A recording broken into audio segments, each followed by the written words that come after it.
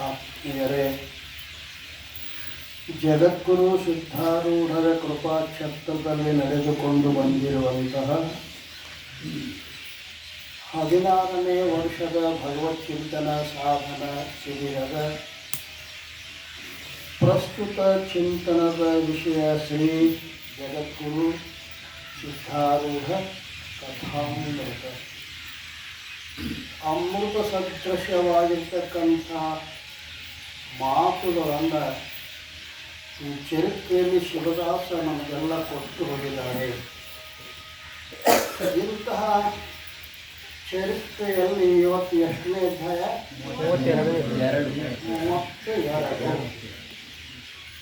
32ನೇ ಅಧ್ಯಾಯವನ್ನು ಆರಂಭ ಮಾಡೋಕ್ಕಿಂತಲೂ ಪೂರ್ವದಲ್ಲಿ ಗ್ರಂಥ ಮಹಿಮೆಯನ್ನು ಚಿಂತನೆ ಮಾಡೋಣ.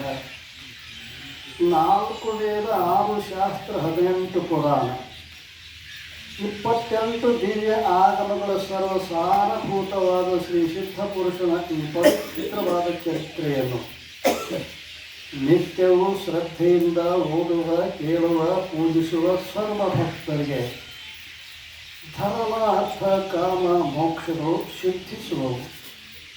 ಸರ್ವ ಕಷ್ಟ ನಷ್ಟಗಳು, ಸರ್ವ ಪಾಪ ತಾಪಗಳು, ಚೋರ, ವೈರಿ, ವಿಷ, ಭೂತಾದಿ ಭೀತಿಗಳು ಬಯಲಾಗಿ ಸರ್ವದಾ ಸಕಲ ಸನ್ಮಾನಗಳಿಂದ ಕೂಡಿದ ಸುಖ ಸೌಭಾಗ್ಯಗಳು ಒದಗಿ ಬರುವವು. ಶ್ರೀ ಸಿದ್ಧ ಸದ್ಗುರುಗಳ ಕೃಪಾಪೂರ್ವಕ ಶ್ರವಣ ಮಾಡುವುದರಿಂದ ಶಾಂತಿ, ಶಾಂತಿ, ವಿವೇಕ, ಜ್ಞಾನ, ಸದ್ಭಕ್ತಿಗಳು ಸಂಪ್ರಾಪ್ತವಾಗುವು. ಈ ಗ್ರಂಥವನ್ನು ತಮ್ಮ ಇಷ್ಟದೇವತಾ ಮಂತ್ರದೊಡನೆ ಗಂಧ, ಅಕ್ಷತ, ಧೂಪ, ದೀಪ, ನೈವೇದ್ಯಗಳಿಂದ ಪೂಜಿಸಿ ಪ್ರತಿ ಅಧ್ಯಾಯದ ಪ್ರಾರಂಭದಲ್ಲಿ ಗ್ರಂಥ ಮಹಿಮೆಯನ್ನು ಪಠಿಸಿ ಸ್ಮರಿಸಿ ನಂತರ ಪಾರಾಯಣ ಮಾಡಿ ಮಂಗಳ ವಿಭೂತಿ ಪ್ರಸಾದವನ್ನು ಭಕ್ತಿಯಿಂದ ಸ್ವೀಕರಿಸುವುದು ಶಿಷ್ಟರ ಸಂಪ್ರದಾಯವಾಗಿರುತ್ತದೆ. ಸದ್ಗುರುನಾಥ ಮಹಾರಾಜ್ ಕಿ ಜೈ.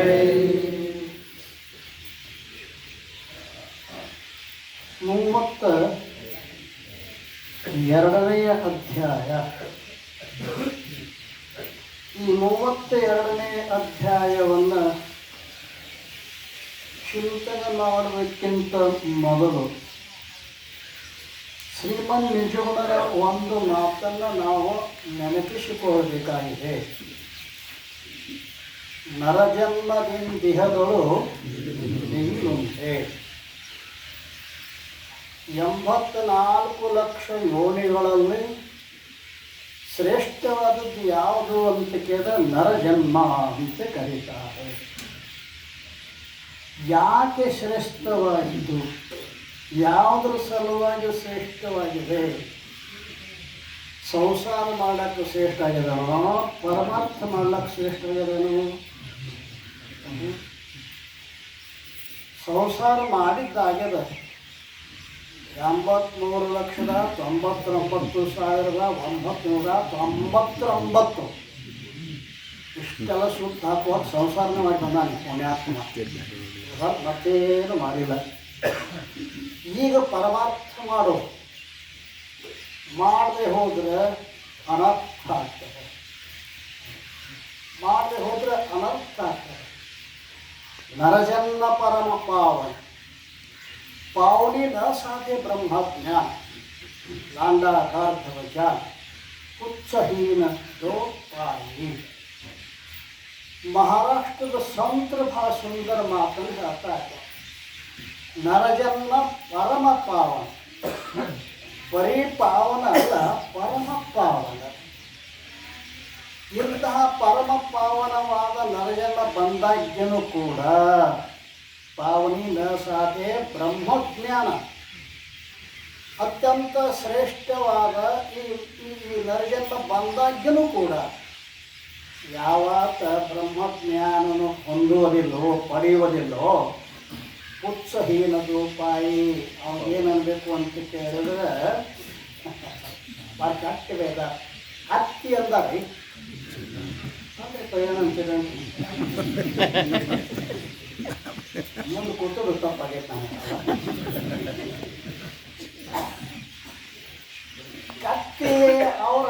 ಕತ್ತಿ 4 ಕಾಲು ಇರ್ತಾವಲ್ರಿ ಅಂದ್ರೆ ಇದೊಂದು ಸ್ಪೆಷಲ್ ಕತ್ತಿ.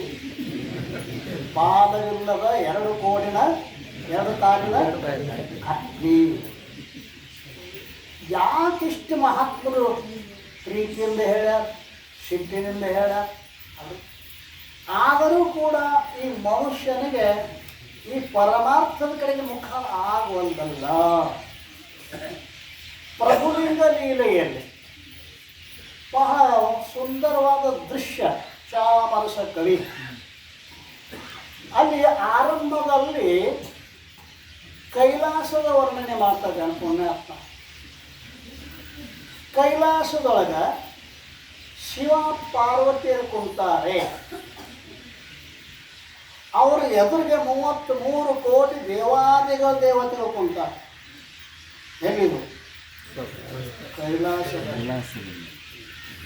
ಕೈಲಾಸದಲ್ಲಿ ಶಿವ ಪಾರ್ವತಿಯರು ಕುಂತಾರೆ. ಅವ್ರ ಮುಂದೆ 33 ಕೋಟಿ ದೇವತೆಗಳು ಕುಂತಾರೆ. ಪಾರ್ವತಿಯಮ್ಮ ಆ ಸಭೆಯೊಳಗೆ ಕಣ್ಣು ಆಡಿಸಿದಳು. 33 ಕೋಟಿ ದೇವತೆಗಳು. ಆವಾಗ ಪಾರ್ವತಿಯಿಂದ ಸಂಶಯ ಬಂತು, ಶಿವನೇ, ನಿನ್ನ ಒಡ್ಡೋಲಗದಲ್ಲಿ ತುಂಬಿರ್ತಕ್ಕಂಥ ಈ 33 ಕೋಟಿ ದೇವತೆಗಳು ಏನದಾರಲ್ಲ, ಇವರು ಮುಕ್ತರೋ? ಇವರಿಗೂ ಜನನ ಮರಣ ರೂಪ ಸಂಸಾರ ಉಂಟು? ಚಂದ ಪ್ರಶ್ನೆ ಮಾಡೋಣ ಚಾಮರಸ ಕವಿ. ನಿನ್ನ ಎದುರಿಗೆ ಕುಂತಾರಲ್ಲ 33 ಕೋಟಿ ದೇವತೆಗಳು, ಇವರ ಏನಾದರೂ ಮುಕ್ತರದರೋ ಅಥವಾ ಇವ್ರಿಗೂ ಜನನ ಮರಣ ರೂಪ ಸಂಸಾರ ಉಂಟೋ? ಶಿವ ಅಂದ, ಇವರಿಗೆ ಮುಕ್ತಿ ಇಲ್ಲ. ಯಾಕಿಲ್ಲ ಅಂತಾಳೆ. ಭೋಗ ಭೂಮಿಯ ಭೋಗತನುವಿನಲ್ಲಾಗದನುಪಮ ಸಿದ್ಧಿ, ಕರ್ಮೋದ್ಯೋಗ ಭೂಮಿಯ ಕರ್ಮ ತನುವಿನಲ್ಲಿ ಅಲ್ಲದವರಿಂದೆ ಯೋಗ ಯೋಗ್ಯರು ಯೋಚಿಸುತ್ತಾ ಭೂಭಾಗದಲ್ಲಿ ಮಾನವ ಶರೀರಗಳಾಗಿ ಪಡೆಯುವುದು ಮುಕ್ತಿಯನ್ನು ಗಿರಿಜೆ ಕೇಳಿದ. ಗಿರಿಜೆ ಭೋಗ ಭೂಮಿಯ ಭೋಗತನುವಿನ ಆಗದ ಅನುಪಮ ಸಿದ್ಧಿ. ಇದು ಭೋಗ ಭೂಮಿ. ಕೈಲಾಸ, ವೈಕುಂಠ, ಸ್ವರ್ಗ ನಾವು ಪುರಾಣದಾಗ ಕೇಳ್ತೀವಲ್ಲ, ಅವೆಲ್ಲ ಏನು? ಭೋಗ ಭೂಮಿ. ಜೀವನಗಳು ಏನು ಮಾಡ್ತಾರೆ ಅಂತೀರ? ಈ ಭೂಲೋಕದಲ್ಲಿ ಪುಣ್ಯವನ್ನು ಗಳಿಸಿ ಆ ಪುಣ್ಯದ ಫಲವನ್ನು ಸುಖವನ್ನು ಅನುಭವ ಮಾಡೋ ಸಲುವಾಗಿ ಅಲ್ಲಿ ಹೋಗ್ತಾರೆ. ಅಂದ್ರೆ ಏನಂತದ್ದು? ಭೋಗ ಭೂಮಿ. ಈ ಭೋಗ ಭೂಮಿಯ ಭೋಗತನುವಿನಲ್ಲಾಗದನುಪಮ ಸಿದ್ಧಿ, ಕರ್ಮೋದ್ಯೋಗ ಭೂಮಿಯ ಕರ್ಮ ತನುವಿನ ಅಲ್ಲದವರಿಂದ ಇದು ಕರ್ಮ ಭೂಮಿ, ಅದು ಭೋಗ ಭೂಮಿ. ಈ ಕರ್ಮ ಭೂಮಿಯಲ್ಲಿ ಯೋಗ ಯೋಗ್ಯರು ಯೋಚಿಸುತ್ತಾ ಭೂಭಾಗದಲ್ಲಿ ಮಾನವ ಶರೀರಗಳಾಗಿ ಪಡೆಯುವುದು ಮುಕ್ತಿಯನ್ನು ಗಿರಿಜೆ ಕೇಳಂದ. ಗಿರಿಜೆ ಇವರಿಗೆ ಮುಕ್ತಿ ಇಲ್ಲ. ಭೂಲೋಕದಲ್ಲಿ ಮನುಷ್ಯರಾಗಿ ಹುಟ್ಟಿದವರು ಮಾತ್ರ ಮುಕ್ತಿ ಅದೇ. ಚಾಮರಸ ಕವಿ ನನಗೆ ನಮಸ್ಕಾರ.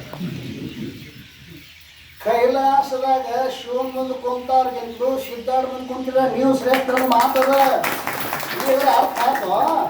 ಕಲ್ತ್ಕೊಂಡು ಹನಿ ಹನಿ ಬರ್ಕೊಳ. ಇಷ್ಟು ದೊಡ್ಡ ಜನ್ಮ ಪಡ್ಕೊಂಡು ಬಂದರೂ ಕೂಡ ಯಾಕೆ ಹಿಂಗಾಗುವಂತು? ಯಾಕೆ ಮನುಷ್ಯ ಅದ್ರ ಕಡೆ ಅನಂತ ಜನ್ಮದ ಭೋಗದ ವಾಸನೆಗಳು ಅಲ್ಲ ನಮ್ಮನ್ನು ಯಾವ ಈ ಕಡೆ ಈ ಸಂಸಾರದಾಗ ಪ್ರವೃತ್ತಿ ಮಾಡ್ಲಿಕ್ಕೆ ಕಾರಣ ಏನು ಅಲ್ಲ? ಎಲ್ಲೋ ಮನುಷ್ಯಾನಾಂ ಸಹಸ್ರೇಷು ಕಶ್ಚಿತ್ ಜಪತಿ ಸಿದ್ಧರೇ ಯತತಾಮಪಿ ಸಿದ್ಧಾನ್ಮಾಂ ಕಶ್ಚಿನ ವೇತ್ಯ ತತ್ವತಃ. ಭಗವಂತ ಗೀತೆಯೊಳಗೆ ಅಂದ ಹೇಳ್ಯಾನ ಏನಂತ? ಮನುಷ್ಯ 1000 ಮನುಷ್ಯರಲ್ಲಿ ಒಬ್ಬನು ಮೋಕ್ಷವನ್ನು ಪಡೆಯಬೇಕಂತ ಇಚ್ಛಾ ಮಾಡ್ತಾನೆ. ಇಚ್ಛಾ ಮಾಡಿದ ಮಾತ್ರದಲ್ಲಿ ವಸ್ತು ಸಿದ್ಧಿಯಾಗುವುದಿಲ್ಲ. ಇಚ್ಛಾ ಮಾಡುವ 1000 ಮಂದಿಯೊಳಗೆ ಒಬ್ಬ ಪ್ರಯತ್ನ ಮಾಡ್ತಾರೆ. ಬರೀ ಇಚ್ಛೆಯಿಂದ ಆಕತ್ತೆ ಆಗುವುದಿಲ್ಲ. ಆ ಇಚ್ಛೆ ಜೊತೆಗೆ ಪ್ರಯತ್ನ ಬೇಕು. 1000 ಮಂದಿಯಾಗ ಒಬ್ಬ ಇಚ್ಛಾ ಮಾಡ್ತಾನೆ, ಇಚ್ಛಾ ಮಾಡೋ 1000 ಮಂದಿಯಾಗ ಒಬ್ಬ ಪ್ರಯತ್ನ ಮಾಡ್ತಾನೆ.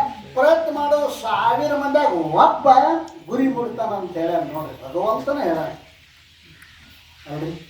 ಆದ್ದರಿಂದ ನಾವು ಇಷ್ಟು ಅಪರೂಪವಾದ ಜನ್ಮವನ್ನು ಪಡ್ಕೊಂಡು ಬಂದೀವಪ್ಪ ಅಂದ ಬಳಿಕ ವ್ಯರ್ಥವಾಗಿ ಇದನ್ನು ಹಾನಿ ಮಾಡಿಕೊಳ್ಳಬೇಡಿರಿ ಹುಚ್ಚಪ್ಪಗಳಿಗ. ಹೋಗುತ್ತಿಹುದು ಕಾಯಗರ್ಥ, ಹೋಗುತ್ತಿಹುದು ಕಾಯಗರ್ಥ. ಆದ್ದರಿಂದ ನೋಡಪ್ಪ, ಇದರ ಲಾಘವ ತಿಳಿದವ ಯೋಗೀಶ್ವರಂತ, ಇದರ ಲಾಘವನ್ನು ತಿಳಿದವ, ಇದರ ಯೋಗ್ಯತೆಯನ್ನು, ಇದರ ಶ್ರೇಷ್ಠತೆಯನ್ನು ತಿಳಿದವನು ಮಾತ್ರ ಅವ ಯೋಗಿ ಆಗಬಲ್ಲ. ಆದ್ದರಿಂದ ಅದು ಎಷ್ಟೋ ದಿವಸಗಳು ಅಲ್ಲಿ ಎಷ್ಟೋ ದಿವಸಗಳು ಹೋದ್ಯಾವ, ಇನ್ನರೇ ತಿಳಿತಮ್ಮ ಅಂತ ಶರೀಫ, ಇನ್ನರೇ ತಿಳಿತಮ್ಮ, ಇನ್ನು ಮುಂದರೆ ಈ ಕಡೆ ಪ್ರವೃತ್ತಿಯಾಗುವ ಅನ್ನುವಂಥ ಮಾತನ್ನು ಹೇಳಿದ್ದಾರೆ. ಅಂತಹ 32ನೇ ಅಧ್ಯಾಯದಲ್ಲಿ ಈಗ ಒಬ್ಬ ಮನುಷ್ಯ ಬಂದು ಸಿದ್ಧಾಡಂತೇಕ ಚಂದ ಪ್ರಶ್ನೆ ಮಾಡ್ತಾನೆ ರೀ. ಏನಂತಾನೆ ಅಂತ ಕೇಳಿದ್ರೆ, ಹೇ ಸ್ವಾಮಿ, ನಿಮ್ಮ ಹಸ್ತವನ್ನು ನಾನು ನಿತ್ಯ ಮಸ್ತಕದ ಮೇಲೆ ಇಟ್ಟುಕೊಳ್ಳುತ್ತೇನೆ, ಆದರೆ ನನಗೆ ಯಾಕೆ ಜ್ಞಾನ ಆಗಲಿಲ್ಲ? ಬರೋಬರಿ ಹೋಗಲ್ಲ.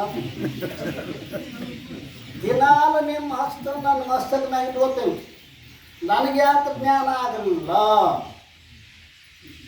ನಮ್ಮ ಬಗ್ಗೆ ಕಾಣ್ತಾನೆ ಅವನು. ಅದಕ್ಕೆ ಅಂತಾರಲ್ಲ, ಹೇ ಸ್ವಾಮಿ, ನಿಮ್ಮ ಹಸ್ತ ನಾನು ನಿತ್ಯ ಮಸ್ತಕದ ಮೇಲೆ ಇಟ್ಟುಕೊಳ್ಳುತ್ತೇನೆ, ಆದರೆ ನನಗೆ ಯಾಕೆ ಜ್ಞಾನ ಆಗಲಿಲ್ಲ? ಅದಕ್ಕೆ ಸದ್ಗುರು ಹೇಳ್ತಾರೆ, ಈತನು ಸದ್ಗುರು ಇದ್ದಾನೆ ಎಂಬ ಭಾವನೆ ಶುದ್ಧವಾಗಿರಬೇಕು. ಈತನು ಸದ್ಗುರು, ಬರೇ ಸದ್ಗುರು ಅಲ್ಲ, ಈಶ್ವರನಿಗಿಂತಲೂ ಶ್ರೇಷ್ಠ. ಈಶ್ವರತೆ ಗುರುಮೇ ಅಧಿಕ ಧಾರೈ ಭಕ್ತಿ ಸುಜಾನ್, ಏನ ಗುರು ಭಕ್ತಿ ಪ್ರವೀಣ ಹೋ ಲಹೇನ ಆತ್ಮಜ್ಞಾನ. ವಿಚಾರ ಸಾಗರಕಾರ ಬರ್ತಾರೆ, ಈಶ್ವರತೆ ಗುರುಮೇ ಅಧಿಕ ಧಾರೈ ಭಕ್ತಿ ಸುಜಾನ್, ಬಿನ ಗುರು ಭಕ್ತಿ ಪ್ರವೀಣ ಹೋ. ಅದೇ ನೀನು ಗುರುವಿನ ಮೇಲೆ ಈಶ್ವರನಿಗಿಂತಲೂ ಅಧಿಕವಾದ ಭಕ್ತಿಯನ್ನು ಇಡುತ್ತಮ್ಮ.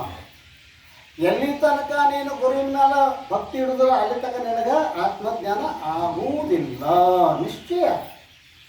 ಆದ್ದರಿಂದ ಸಿದ್ಧಾಡಪ್ಪ ಅಂತಾರಲ್ಲ, ತಮ್ಮ ಭಾವನೆ ಶುದ್ಧವಾಗಿರಬೇಕು ಗುರುವಿನಲ್ಲಿ, ಮತ್ತು ಈತನಿಂದಲೇ ನನ್ನ ಉದ್ಧಾರ ಆಗೋದು ನಿಶ್ಚಯ ಎಂಬ ತ್ರಿಕರಣಪೂರ್ವಕ ಶುದ್ಧ ಭಾವವನ್ನು ಜೀವನು ಪ್ರಾಣ ಮಾಡಿ ಹಿಡಿಯತಕ್ಕದ್ದು.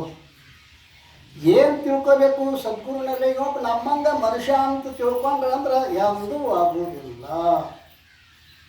ಅವನು ಸದ್ಗುರು ಯಾರು ಅಂತೇಳ ಸಾಕ್ಷಾತ್ ಪರಮಾತ್ಮ ಸ್ವರೂಪದಾನೆ ಅಂತ ತಿಳ್ಕೊಂಡು ಸದ್ಭಾವವನ್ನು ಹಿಡಿಯತಕ್ಕದ್ದು. ಸದ್ಗುರುವಾದರೂ ನಮ್ಮಂತೆ ಮನುಷ್ಯ ಇದ್ದಾನೆ ಅನ್ನೋ ಭಾವನೆ ಮಾಡಿದರೆ ಅವನಿಗೆ ಜ್ಞಾನ ಹೇಗೆ ಆದೀತಪ್ಪ? ಮನುಷ್ಯ ಅಂತ ತಿಳ್ಕೊಂಡ್ರೆ ಆಗುವುದಿಲ್ಲ. ಆದ್ದರಿಂದ ಗುರುವಿನಲ್ಲಿ ಶ್ರದ್ಧೆ ಅನ್ನುವಂಥ, ಅಂದರೆ ಶ್ರದ್ಧೆ ಅಂದ್ರೆ ಏನಂತಾರೆ? ಸತ್ಯವೇದ ಗುರುವಾಕ್ಯ. ಸತ್ಯವೇದ ಗುರುವಾಕ್ಯ ಹೇ. ಗುರುವಾಕ್ಯ ವೇದವಾಕ್ಯ ಸತ್ಯವೇ ಇರುತ್ತವೆ. ಅರಿ ಪೂರ್ವಕ್ಕೆ ಉದಯವಾಗತಕ್ಕಂಥ ಸೂರ್ಯ ಪಶ್ಚಿಮಕ್ಕೆ ಉದಯ ಆಗಬಹುದು, ಅಚಲವಾದ ಪರ್ವತ ಚಲಿಸಬಹುದು. ಸದ್ಗುರುವಿನ ಮಾತ ಎಂದೂ ಸುಳ್ಳಾಗುವುದಿಲ್ಲ ಅನ್ನುವಂಥ ದೃಢವಾದ ವಿಶ್ವಾಸಕ್ಕೆ ಶ್ರದ್ಧೆ ಅಂತ ಕರೀತಾರೆ. ಮತ್ತೊಂದು ಮಾತು ಹೇಳರಲ್ಲಿ ಏನು, ಎಲ್ಲ ಸಾಧನೆಗಳಿದ್ದು ಶ್ರದ್ಧೆ ಹೊಂದಿದ್ದಿಲ್ಲ ಅಂದ್ರೆ ಎಲ್ಲ ವ್ಯರ್ಥ. ಹೆಂಗೆ ಮತನ ರಾತ್ರೆ ಎಲ್ಲ ಹುಡುಗ ಭಾಳ ಹುಷಾರದನ, ದಿವಸ ಶಾಸ್ತ್ರ ಕೇಳ್ತಾನ, ಕೇಳಿ ಮರ್ಕೊತಾನ, ಕೇಳ್ತಾನ, ಕೇಳಿ ಏನು ಮಾಡ್ತಾನ? ಶ್ರದ್ಧೆ ಇಲ್ಲ. ಆದ್ದರಿಂದ ಇಲ್ಲಿ ಸದ್ಗುರುವಾದರೂ ನಮ್ಮಂತೆ ಮನುಷ್ಯ ಎಂಬ ಭಾವದಿಂದ ಕೂಡಿದ್ದಾದರೆ ಅಂಥವನಿಗೆ ಜ್ಞಾನ ಹೆಂಗಾಕೈತಮ್ಮ? ಶುದ್ಧ ಸದ್ಭಾವ ಒಂದಕ್ಕೆ ಸದ್ಗುರು ಒಲಿತಾ ಇದ್ದಾರೆ. ಹಾಗಾದರೆ ಈ ಶುದ್ಧ ಭಾವ ಬರ್ಲಾಕ ಏನು ಮಾಡಬೇಕು? ಶುದ್ಧ ಭಾವ ಬರ್ಲಾಕ ಏನು ಮಾಡಬೇಕು? ಅದು ಭಾಳ ಮಹತ್ವದ. ಕರ್ಣ ಮೂರನ್ನು ಕೊಟ್ಟು ಧರೆಗೆ ಕಳಿಸಿದ ದೇವ, ವಿರಚಿಸ್ಕೋ ನಿರೀಕ್ಷಿಸಿಕೋ ಬದುಕನ್ನು ನಿನ್ನಿಚ್ಛೆ ಎಂದರೆ ನೆರೆದಿಹರು ನಿನ್ನೆದ್ರು ರಾಮ ರಾವಣನೆಲ್ಲ ಕರ್ಣ ಸ್ವತಂತ್ರವಿದು ಶ್ರೀ ಶಕ್ತ ಭಾರತಿದೆ. ಇದು ಪರಮಾತ್ಮ ನಮಗೆ ಶ್ರೇಷ್ಠವಾದ 3 ಕರ್ಣಗಳನ್ನು ಕೊಟ್ಟಿದ್ದಾನೆ. 3 ಕರ್ಣಗಳನ್ನು ಕೊಟ್ಟಿರ್ತಕ್ಕಂಥ ಪರಮಾತ್ಮ ಅವನ್ನ ನಾವು ಹ್ಯಾಂಗೆ ಉಪಯೋಗ ಮಾಡಬೇಕು? ಈ 3 ಕರ್ಣಗಳಿಂದಲೇ ಮಹಾತ್ಮರಾಗ್ಯಾರ, 3 ಕರ್ಣಗಳಿಂದಲೇ ದುರಾತ್ಮರಾಗ್ಯಾರ. ಹೌದಲ್ರಿ? ಮತ್ತು ಜಗತ್ತಿನಾಗ ಯಾರು 3 ಕರ್ಣ ಪವಿತ್ರವಾಗಿ ಇಟ್ಕೊಂಡಿದ್ದಾರೆ ಅವರು ಮಹಾತ್ಮರಾಗ್ತಾರೆ. ಯಾರು ಅವನ್ನೆಲ್ಲ ಹಾಳು ಮಾಡ್ಕೊಂಡಿದ್ದಾರೆ ಅವರು ದುರಾತ್ಮರಾಗಿದ್ದಾರೆ. 3 ಕರ್ಣ, ಮಹಾತ್ಮರಿಗೂ 3 ಕರ್ಣವೇ, ದುರಾತ್ಮರಿಗೂ 3 ಕರ್ಣವೇ. ಮಾಳ್ಗಿ ಹತ್ತಲಾಕ ನುಚ್ಚಿನ ಕಂತಿರ್ತದೆ ಗೊತ್ತದ? ಎರಾಕೊಂದು ಬೇರೆ ಇಳ್ಯಾಕೊಂದು ಬೇರೆ ಇರ್ತಾವ ನಿಮ್ಮ ಕಡೆ. ಯಾವುದ್ರ ಮ್ಯಾಗ ಇರ್ತಾನ ಅದ್ರ ಮ್ಯಾಗ ಹಂಗೆ ಈ 3 ಕರ್ಣ ಮ್ಯಾಲೂ ಹೋಗಬಹುದು, ಕೆಳಗೂ ಬೀಳಬಹುದು. ಆದ್ದರಿಂದ ಈ ರೀತಿಯಾಗಿರ್ತಕ್ಕಂಥ ಇದನ್ನು ನಾವು ಕರ್ಣಗಳನ್ನು ಯಾವ ರೀತಿ ಬಳಸಿಕೊಳ್ಳಬೇಕು ಹೇಳ್ತಾರೆ. ನಮ್ಮ ಡಿ ವಿ ಜಿ ಅವರೊಂದು ಭಾಳ ಸುಂದರವಾದ ಮಾತನ್ನು ಹೇಳ್ತಾ ಇದ್ದಾರೆ ನೋಡಿ. ಬರಿಯ ಕಣ್ಣಿಂದನೂ ಕಾನೂನೇ ವಿಜ್ಞಾನಿ. ಎಷ್ಟು ಚಂದ ಇಷ್ಟ ಇತ್ತೀಚೆಗೆ ಆದವ್ರು ಪುಣ್ಯಾತ್ಮ ಅಲ್ಲ. ಭಾಳ ವೇದ ಈಗ ಅವನು ಕನ್ನಡ ವೇದ ಅಂತಾರೆ ಈಗ ಅವನ ಪದ್ಯಗಳಿಗೆ. ಬರಿಯ ಕಣ್ಣಿಂದನೂ ಕಾನೂನೇ ವಿಜ್ಞಾನಿ, ಕರ್ಣವಾತ್ಮಗೆ ಸೂಕ್ಷ್ಮದ ಕಾಚಯಂತ್ರ. ಈ ಅಣು ಅಂತಿರ್ತಾವಲ್ಲ, ಅವನು ಕಣ್ಣಿಗೆ ಕಾಣಿಸಂಗಿಲ್ಲ, ನಾವು ಬರಿಗಣ್ಣಿಲ್ಲ ಅಂದ್ರೆ ನಾವು ವಿಚಾರ ಮಾಡಂಗಿಲ್ಲ, ತಿಳಿಯಂಗಿಲ್ಲ. ಏನು ಮಾಡಬೇಕು? ಸೂಕ್ಷ್ಮದ ಕಾಚಯಂತ್ರ. ಬರಿಯ ಕಣ್ಣಿಂದನೂ ಕಾನೂನು ವಿಜ್ಞಾನಿ, ಕರ್ಣವಾತಂಗೆ ಸೂಕ್ಷ್ಮದ ಕಾಚಯಂತ್ರ. ವಿರಚಿಸಿಕೋ ನಿನ್ನಂತರಂಗವನಿಂತು ಪರತತ್ವ ದರ್ಶನಕ್ಕೆ ಮಂಕುತಿಮ್ಮ. ನಿನ್ನಂತರಂಗವನ್ನು ಈ ರೀತಿ ಮಾಡ್ಕೋ ಅಲ್ಲ. ಯಾಕೆ? ಅಣುಗಳಷ್ಟು ಸೂಕ್ಷ್ಮದ, ಅದಕ್ಕಿಂತಲೂ ಸೂಕ್ಷ್ಮದ ಪರಮಾತ್ಮ. ಅನೋರಣೀಯಾನ್ ಮಹತೋಮಯಾನ್, ಅತ್ಯಂತ ಸೂಕ್ಷ್ಮವಾಗಿರ್ತಕ್ಕಂಥ ಪರಮಾತ್ಮನನ್ನು ನೀನು ಸಾಕ್ಷಾತ್ಕಾರ ಮಾಡಿಕೊಳ್ಬೇಕಾಗಿತ್ತು ಅಂದ್ರೆ ನಿನ್ನ ಕರ್ಣ 3 ಏನದಾವಲ್ಲ ಅವುಗಳನ್ನು ಸ್ವಚ್ಛ ಮಾಡ್ಕೊ, ಪರಿಶುದ್ಧ ಮಾಡ್ಕೊ. ಯಾವುದರಿಂದ ಮಾಡಬೇಕು ಹೇಳಿದಾರ ನಿಜರು. ಎಂತ ಅಲಿವನು ತನಗಿನ ಎಂತ ಅಲಿವನು ಕಪ್ಪು ಕರ್ಣತ್ರಯಗಳ ದೋಷ ಮೇಲೆ ಭಗವಂತ ಕೊಟ್ಟ, ಇವನ್ನೆಲ್ಲ ಹೊಲಸು ಮಾಡಿ ಇಟ್ಟ. ಇದರಿಂದ ಏನದು? ಆದ್ದರಿಂದ ಈ 3 ತನುವಿನಲ್ಲಿ ದೋಷ, ಮಾತಿನಲ್ಲಿ ದೋಷ, ಮನುಷ್ಯನಲ್ಲಿ ದೋಷ, ಪರವಧಿನ ಕೂಟ, ಅನ್ಯಾಯತಾಪಹರಣ, ಅವತ್ತು ಸೇವನೆ, ಹಿಂಸೆ, ಇವು 4 ಸ್ಥೂಲ ಶರೀರಗಳು. ಮತ್ತು ಸೂಕ್ಷ್ಮ ಸೇರಿದು ಖುಷಿ, ಅನುಚಿತ, ನಿಷ್ಠುರತ್ವ, ವೈಶೂನ್ಯತೆ. ಇವು 4 ಜನರೊಲಿಯದ ಕಾರ್ಯ ಗರಕ, ಅನಿಷ್ಟ ಚಿಂತನೆ, ಅನ್ಯ ಧನಸ್ತ್ರೀಯರ ಆಕಾಂಕ್ಷೆ. ಇವನ್ 3 ಹೊಲಸು ಮಾಡ್ಕೊಂಡ ನೀವು. ದೇವ್ರು ಅಲಿಲಿ ನಾನು ದಿವಸ ಉದ್ದಿನ ಕಡ್ಡಿ ಹಚ್ತಾನೆ. ಉದ್ದಿನ ಕಡ್ಡಿ ಫ್ಯಾಕ್ಟ್ರಿ ನಾವು ಹೋಗತ್ತಿ ನಿಂದೇನ ಉದ್ದಿನ ಕಡ್ಡಿ ಯಾರು ದೊಡ್ಡ ಭಕ್ತಿ ಇಂಬತ್ತಿ ಹಂಚ್ಕೊಂಡು ಹಾಳಾಗಿ ಬಂದು ಉದ್ದಕ್ಕೆ ನೋಡ್ತಾನಪ್ಪ. ಹೊಲಸು ಮಾಡ್ಕೊಂಡಿದ್ದೆ ಅವನು ತೊಳ್ಕೊ ಮೊದಲ ಅಲ್ಲ. ಹೊಲಸು ತೊಳ್ಕೊಂಡು ಅಂದ್ರೆ ನೀವು ಉದ್ದಕ್ಕದಾಡ ಜನ ಇಲ್ಲ. ಆದ್ದರಿಂದ ಇಲ್ಲಿ ಈ 3 ಕರ್ಣಗಳನ್ನು ಭಗವಾನ್ ಬುದ್ಧನಿಗೂ ಹಿಂಗೆ ಒಬ್ಬ ಪ್ರಶ್ನೆ ಮಾಡಿದಂತೆ. ಏನು ಪ್ರಶ್ನೆ ಮಾಡಿದ? 10 ವರ್ಷಗಳಿಂದ ನಾನು ನಿಮ್ಮ ಪ್ರವಚನ ಕೇಳ್ತೀನಿ ರೀ, ನನ್ನಲ್ಲಿ ಯಾವ ಬದಲಾವಣೆ ಆಗಿಲ್ಲ. ನಾ 10 ವರ್ಷ ನಿಮ್ಮ ಪ್ರವಚನ ಕೇಳಕತ್ತೇನು, ಯಾವ ಬದಲಾವಣೆ ಆಗಿಲ್ಲ ಅಂದಾಗ ನೀ ಪ್ರವಚನಕ್ಕೆ ಎಲ್ಲಿಂದ ಬರ್ತಿ ಹೇಳಿದವ. ಅವ ಶಾವಸ್ತಿ ಅಂತ ಒಂದು ಗ್ರಾಮ, ಅಲ್ಲಿಂದ ಬರ್ತೀನಿ. ಎಷ್ಟು ದೂರ ಅದ? ಆಲ್ಮೋಸ್ಟ್ 2 ಕಿಲೋಮೀಟರ್ ಅದ. 2 ಕಿಲೋಮೀಟರ್ ನೀ ಹ್ಯಾಂಗೆ ಬರ್ತೀಯಪ್ಪ? ನಡ್ಕೊಂತ ಬರ್ತೀನಿ ರೀ. ಸರಿ, ನಡ್ಕೊಂತ ಬರ್ತೀವಿ. ಎಷ್ಟು ಟೈಮ್ ಬೇಕು? 1 ಗಂಟೆ, 1 ತಾಸು ಬೇಕು. ಸರಿ, ನೀ ಇಲ್ಲೇ ಕುಂತಲ್ಲೇ ನಿಮ್ಮ ಊರಿಗೆ ಹೋಗ್ಲಿಕ್ಕೆ ಸಾಧ್ಯದ ಅಂತ ಕೇಳಿದ್ರು ಅವ್ರು. ಕುಂತಲ್ಲಿ ಹೆಂಗೆ ಹೋಗಕ್ಕೆ ಬರ್ತೀರಿ? ನಡೆದ ಹೋಗ್ಬೇಕಲ್ಲ, ಹಂಗೆ ಶಾಸ್ತ್ರ ಕೇಳಿದ್ರೆ ಹಂಗಿಲ್ಲ, ಕೇಳಿದಾಗ ನಡಿಬೇಕಾಕತಿ. ಹೌದಲ್ಲ? ಮತ್ತೆ ಕೇಳಿದಾಗ ನಡಿಬೇಕಾಕತಿ. ಈ ಶಾಸ್ತ್ರಗಳು ವೇದಗಳು ಥೇರಿ ಇದ್ದಂಗೆ. ಯಾಕಾಕತಿಲ್ಲ? ಥೇರಿ ಬರೀ ಥೇರಿ ಆಗಿದ್ರೆ ಕೆಲಸ ಆಗಿದೆ, ಪ್ರಾಕ್ಟಿಕಲ್. ಹೌದಲ್ಲ? ಶಾಸ್ತ್ರಗಳು ಥೇರಿ ಇದ್ದಂಗೆ, ಸಾಧನೆಗಳು ಹಾಂ. ಆ ಹೋಳಿಗೆಗೆ ಬ್ಯಾಳಿ ಹೆಂಗೆ ಹಾಕ್ಬೇಕು, ಬ್ಯಾಳಿ ಹೊಟ್ಟೆ ನಮಗೆಲ್ಲ ಗೊತ್ತದ. ಹೋಳಿಗೆ ಬಾಯ ಬಂದು ಮಾಡಿದಾಗ ಬರ್ತಾವೋ ತಮ್ಮ. ಸಾಧನೆ ಮಾಡಲಾರ್ದ ನಾ ಏನಾರೇ ಸಾಧಿಸ್ತೀನಿ ಅಂದರೆ ಯಾರಪ್ಪಗೂ ಸಾಧ್ಯವಿಲ್ಲವಾದ ಕಾರಣ ಆ ರೀತಿಯಾಗಿ ಮನುಷ್ಯ ಏನು ಮಾಡಬೇಕು ಅಂತ ಕೇಳಿದ್ರೆ ಸಿದ್ಧಾರ್ಥರು ಅಂತಾರೆ ಅವನಿಗೆ, ತಮ್ಮ ಹಾಗಾದರೆ ಈ ಶುದ್ಧ ಭಾವ ಏನು ಮಾಡಿದ್ರೆ ಬರುವುದು ಅಂತ ಕೇಳಿದ್ರೆ ಉಪಾಯನ ಹೇಳ್ತಾನೆ ಕೇಳು. ಶ್ರವಣ ಮಾಡಿ ಪ್ರೇಮದಿಂದ ಸದ್ಗುರುಗಳ ಸೇವಾ ಮಾಡಿದ್ದಾದರೆ ಅದರಿಂದ ಭಕ್ತಿ, ಅದರ ಅದ್ವಯ ಭಕ್ತಿ ಉತ್ಪನ್ನವಾಗುವುದು. ಸೇವಾ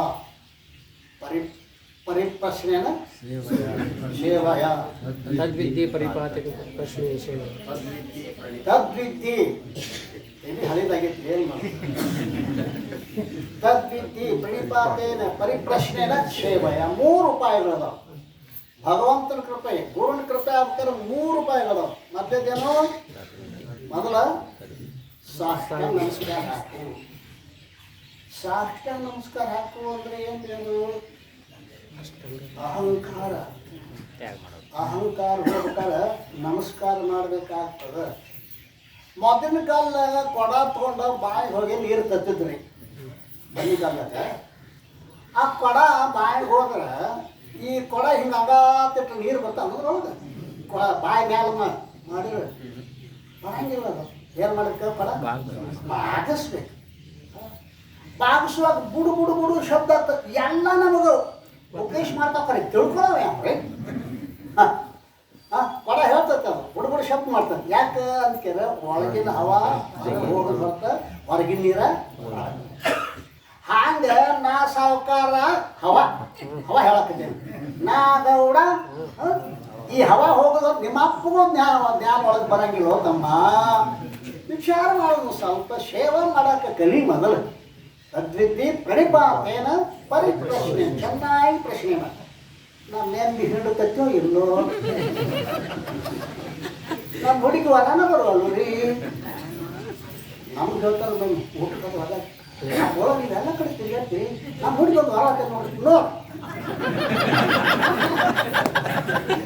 ಊಟ ತಿಂದು ನಾವು ಹೊರ ಹುಡ್ಕೊಳಕ್ಕೆ ಹೋಗ್ಬೇಕು. ಈ ಬೇಸರಕ್ಕೆ ಆಗಿದ್ದು ಸಣ್ಣಾಗಿ ದಾಟಿ ಹೋಗಿ ಭಾಳ ಕಷ್ಟ ಬರ್ತೀನಿ. ಸಿಗ್ತಾರ ಸ್ವಾಮಿ ಆಯ್ತಾ? ಆದ್ದರಿಂದ ವಿಚಾರ ಮಾಡ್ತಮ್ಮ. ಪರಿಪಾತೇನ ಪರಿಪ್ರಶ್ನೆನ ಎರಡಕ್ಕೂ ಆಗಲಿಲ್ಲ ಕೆಲಸ. ರಾಮ್ಬಾನ್ ಏನು? ಸೇವಯ. ಈ ಸೇವಾದಿಂದನೇ ಸದ್ಗುರುನಾಥ ಒಲಿತಾ ಇದ್ದಾನೆ. ಅದರಿಂದ ಏನಕ್ಕಿ ಅಂತಾರೆ ಮತ್ತು ಅಲ್ಲಿ ಅದ್ವಯ ಭಕ್ತಿ ಲಕ್ಷಣ. ಅದ್ವಯ ಭಕ್ತಿ ಉದಯ ಆಗ್ತದೆ. ಅದ್ವಯ ಭಕ್ತಿ ಅಂದರೆ ಏನು ಅಂತೀರ? ಭಜಕರ ಅಭೇದ. ಭಜಿಸುವನು ಆ ಭಜು ದೇವತೆ ಎರಡು ಏನಕ್ಕ ಅಂತೀರ? ಎರಡು ಇಲ್ಲ, ಒಂದೇ ಅನ್ನುವಂತಹ ಅದ್ವಯ ಭಾವನೆ ಬರ್ತದೆ.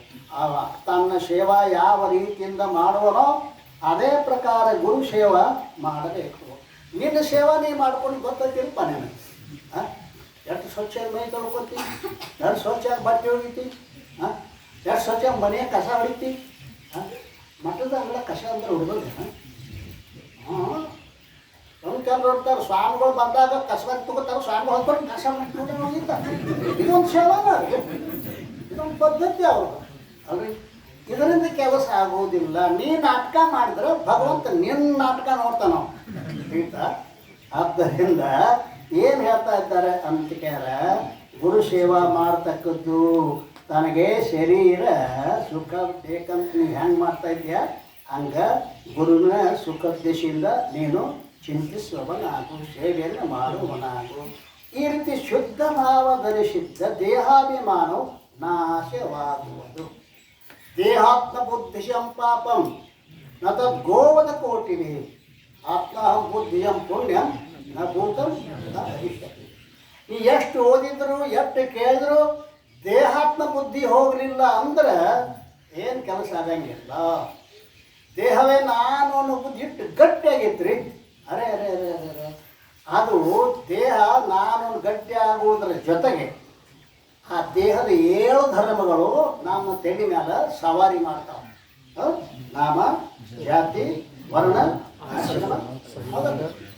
ಆಶ್ರಮ, ಪರಿಮಾಣ, ಸಂಬಂಧ, ಜನನ, ಇವೆಲ್ಲ ದೇಹದ ಧರ್ಮಗಳು. ಆತ್ಮನಾದ ತನ್ನಲ್ಲಿ ಇವನು ಆರೋಪ ಮಾಡ್ಕೊಳ್ತಾ ಇದ್ದಾನೆ ಪುಣ್ಯಾತ್ಮರೇ.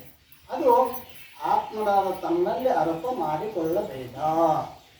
ಮುಕ್ತಿ ಅಂದರೆ ಏನು? ಸ್ವಸ್ವರೂಪಾವಸ್ಥಿತಿ ಮುಕ್ತಿ ಪ್ರಕ್ರಿಯೆ. ಸ್ವಸ್ವರೂಪಾವಸ್ಥಿತಿ ಅಂದ್ರೇನು? ಮತ್ತಾರು ನೀವು ಸ್ವಸ್ವರೂಪಾವಸ್ಥಿತಿ ಅಂದ್ರೆ ತಾನೇ ತಾನಾಗಿ ಇರುವುದು. ಹೌದಲ್ಲ? ಬರ್ತದೆ ತಾನೇ ತಾನಾಗಿ ಇರುವುದು. ಮತ್ತು ನಾವಾಗಿಲ್ಲ ಅಂದ್ರೆ ನಾವಾಗಿ ಉಳಿದಿಲ್ಲ.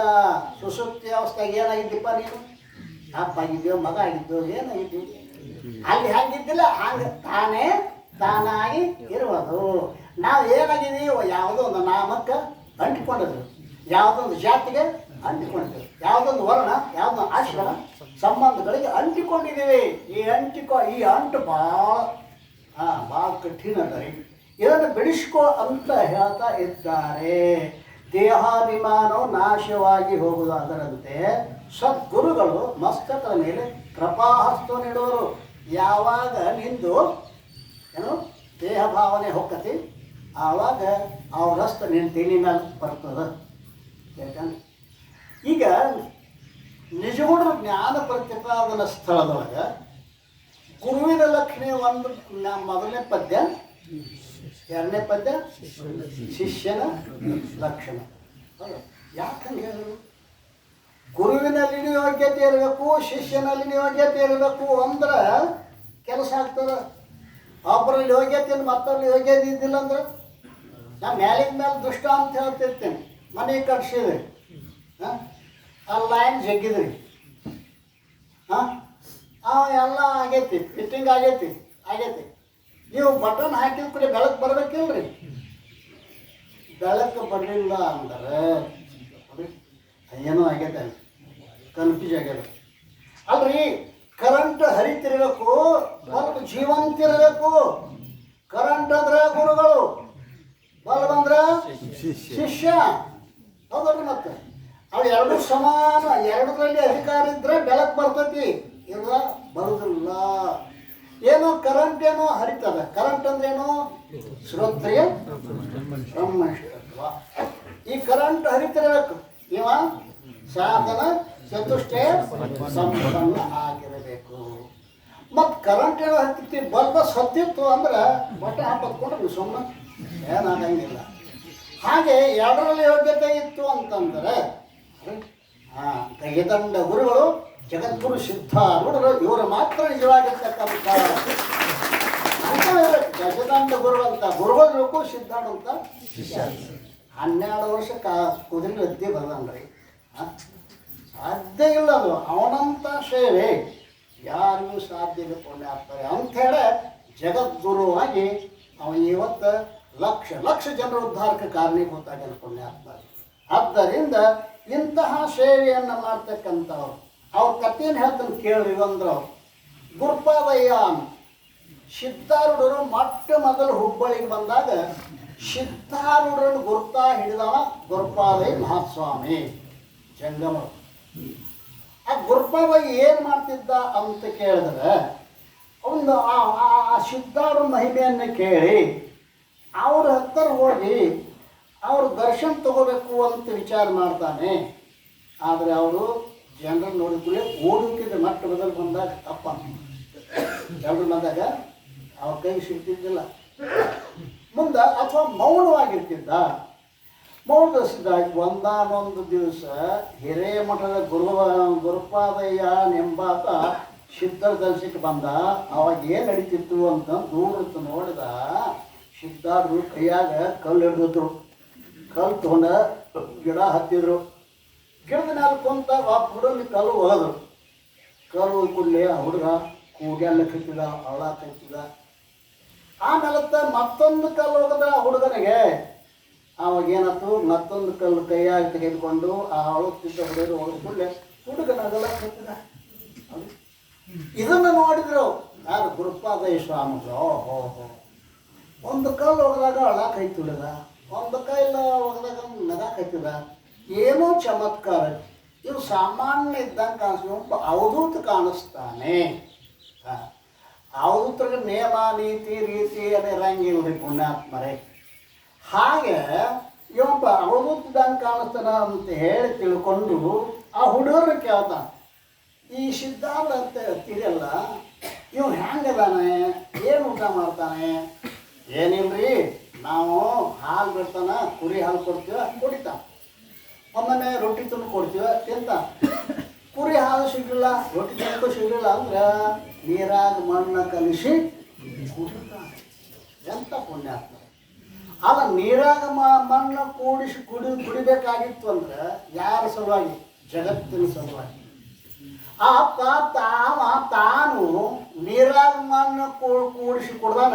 ಅವನ ಹೆಸರು ಹೇಳೋರು ನಮ್ಗೆ ಹೋಗಿ ತುಪ್ಪ ತಿನ್ಸಾಕತ್ತೇನೋ ಮಾರ. ನಾನು ಅಂತ ಏನಿಲ್ಲ ಬರೀ ಅವನ ಹೆಸರು ಹೇಳ್ತೀವಿ. ಹುಡುಗ ಸಿದ್ಧಾರ್ಥ ಹೆಸರು ಹೇಳ್ತಾನಪ್ಪ, ಬಾರೋ ಊಟ ಮಾಡಬಾ ಅಂತಾರೆ. ನನ್ನ ಸಲುವಾಗಿ ಎಲ್ಲದು ಸಿದ್ಧನ ಹೆಸರು ಹೇಳ್ತೀವಿ ಅಂತ ಹೇಳಿ ತಿಳ್ಕೊಂಡ. ಆದ್ದರಿಂದ ಇದನ್ನು ನೋಡಿ ಅವಂದ ಈ ಅಪ್ಪಗ ನಾವೊಂದಿಟ್ಟು ಹೋಗಿ ಏನಾದರೂ ಪ್ರಸಾದ ತರಬೇಕಂತೇಳಿ ಮನೆಗೆ ಹೋಗ್ತಾನೆ. ಮನೆಗೆ ಹೋದಾಗ ಆಕೆ ಹೆಂಡತಿ ಅವರು ಜಂಗಮ ಇಟ್ಟ ಈಗ ಭಿಕ್ಷಾ ಮಾಡ್ಕೊಂಡ್ಬಂದು ಅಟ್ರೊಳಗೆ 3 ಮಂದಿ ಊಟ ಮಾಡೋರು. ಆವಾಗ ಆಕೆ ಹೆಂಡತಿ ಸ್ವಲ್ಪ ಯಾರು ಸ್ವಾಮಿಗಳು ಬಂದಾರ, ಸಿದ್ಧಾರ್ಢದಾರ, ಭಾಳ ಯೋಗ್ಯದಾರ, ಅದ್ಭುತದಾರ, ಇವತ್ತು ನಮ್ಮ ದೊಡ್ಡ ನಿಧಿ ಸಿಕ್ಕತಿ ಅಂತ ಹೇಳ್ತಾನ. ನಿಧಿ ಅಲ್ರಿ, ಬಂಗಾರ ತೆಪ್ಪೆಯಲ್ಲಿ ಹಾಕಿದಾಗ ಮನುಷ್ಯನಿಗೆ ಎಷ್ಟು ಸಂತೋಷ ಆಗ್ತದೆ ಲೋಭಿಗೆ. ಹಂಗೆ ಯೋಗ್ಯನಾದ ಶಿಷ್ಯರು ಒಬ್ಬ ಸದ್ಗುರು ಸಿಕ್ಕ ಅಂದ್ರೆ ಅವಾಗಂತ ಅವ ಒಂದು ನಿಧಿ ಸಿಕ್ಕದ ಅದಕ್ಕೆ ಏನು ಕೊಡು ಅವ್ರು ತಿನ್ನಿಸ್ಕೊಡ್ತಾರೆ. ಆಕೆ ನೋಡಿದ್ರು ಒಂದು ಆಕೆ ಮನಸ್ಸಿಗೆ ಅದು ಸರಿ ಅನಿಸಲಿಲ್ಲ. ಮಾರಿ ಗಂಟು ಹಾಕಿ ಹಿಂಗಿರ್ತಾವ ಮನ್ಯಾಗ ಬೀಳ್ದಲ್ರಿ. ನೀವು ಊಟಕ್ಕೆ ಹೋದಾಗ ಆ ಮಂದಿನ ನೋಡ್ಬೇಡ್ರಿ, ಆ ತಾಟ ತೆಮಿಗೆ ನೋಡ್ರಿ. ನೆಗ್ಗಿದ್ರು ಅಂದ್ರೆ ಮಹಾಭಾರತ ಆಗೈತೆ ತಿಳ್ಕೊಂಡು ಕುಕ್ಕುಸ ನೆಗ್ಗಿದವ್ರು ಮಹಾಭಾರತ ಆಗೈತಿ ಅಲ್ಲ. ಅದೇ ಮನಸ್ಸಿಗೆ ಇದಾಗಲಿಲ್ಲ. ಆದರೂ ಬೇಡಕತ್ತನ ಪಾಠ ತೊಗೊಂಡಾಗ ಸಿದ್ದಾಡಪ್ಪಗೆ ಪಾಠ ಅವನು ಎಲ್ಲ ಹುಡುಗರು ಹಂಚಿ ಉಳಿದದ್ದು ತಿಂದ. ಸುಮ್ಕೊಡೋದಕ್ಕೆಲ್ಲಪ್ಪ ಅಜ್ಜ ಎತ್ತಮ್ಮ ಏನಾರು ತೊಂಬಾರೋ, ನಮಗೆಲ್ಲರಿಗೂ ಸಾಕಾಗಿಲ್ಲ, ಏನಾರು ತೊಂಬ ಹ್ಞೂ ಅಪ್ಪ ನಾವು ಓಡ್ದವ. ಅದೇನಾಗಿತ್ತು ಮನ್ಯಾಗ ಇವನು ಪುರ್ತೇಗೆ ಮಾತ್ರ ಉಳಿದಿತ್ತು ಅನ್ನ. ಇಬ್ಬರು ಉಂಡಿದ್ರೆ ಅವ ಮಗ ಒಂದು ಪುರ್ತೇಗೆ ಮಾತ್ರ ಉಳಿದಿತ್ತಲ್ಲ. ಆವಾಗಂದ ಇದನ್ನೂ ಓದ್ಕೊಡೋ ನಾವು. ತಾನು ಉಪವಾಸಿದ್ದು ಅದಂತಂದು ಸಿದ್ಧಾರ್ಥ ಕೊಡ್ತಾನೆ, ಮತ್ತೆಲ್ಲರಿಗೂ ಹಂಚಿ ತಿಂತಾನೆ. ಒಂದೀಟ ತುಕಡಿ ರೊಟ್ಟಿ ತುಕಡಿ ಅವನ ಕೈಯಾಗ ಕೊಡ್ತಾರೆ ಗುರುಪಾದಕ್ಕೆ. ಗುರುಪಾದಪ್ಪನ ಕೈಯಾಗ ಕೊಟ್ಟು ಕೊಡಲೇ ಅದು ನಾವು ಏನು ಮಾಡಿದ ಅಂತಂದ್ರೆ ಭಾಳ ಪ್ರೀತಿಯಿಂದ ಭಕ್ತಿಯಿಂದ ಎರಡೂ ಕೈ ಒಡ್ಡಿ ಅದನ್ನು ತಗೊಂಡ. ಇದನ್ನೊಬ್ಬ ಜಂಗಮ್ ನೋಡ್ದ ಸ್ವಾಮಿ ಒಂದು ನೋಡ ಅಂತನವ ಏನೋ ಆ ಬರೀ ಕೈಯಾಗಿಂದು ಎಂಜಿನ್ ರೊಟ್ಟಿ ತಿನ್ನಾಕ ಗೊತ್ತಾಗಲಿಲ್ಲ. ಅದು ನಾವ್ಯಾರು ಅವ ಯಾರು ಬಾಯಿ ಊರಾಗ ನಿನ್ನ ನಮ್ಮ ಸಮಾಜದಿಂದ ಹೊರಗತ್ತು ಅನುಕೂಲ. ಅವಂದ ಮನೆಗೆ ಹೋದ್ರು ಹಿರಿಯರನ್ನ ಕೂಡ್ಸಿದವ. ಏನು ನೋಡಿದ್ದಲ್ಲ ಜಂಗಮ ಹಿರಿಯರನ್ನ ಕೂಡ್ಸ ಎಲ್ಲ ಕೂಡಿಸಿ ಏನಂತಾರೆ, ನೋಡಪ್ಪ ಗುರುಪಾದಯ್ಯ ನೀನು ಆ ಬರೀ ಕೈಯಾಗಿಂದ ರೊಟ್ಟಿ ತಿಂದದೆ ಅಂತ, ಆದ್ದರಿಂದ ನೀನು ಇಲ್ಲೇ ಇರಂಗಿಲ್ಲ, ಸಮಾಜದಿಂದ ಹೊರಗ. ಹೇಳ್ತಿರು ಸುಮ್ಕೊಂಡಿಲ್ಲ.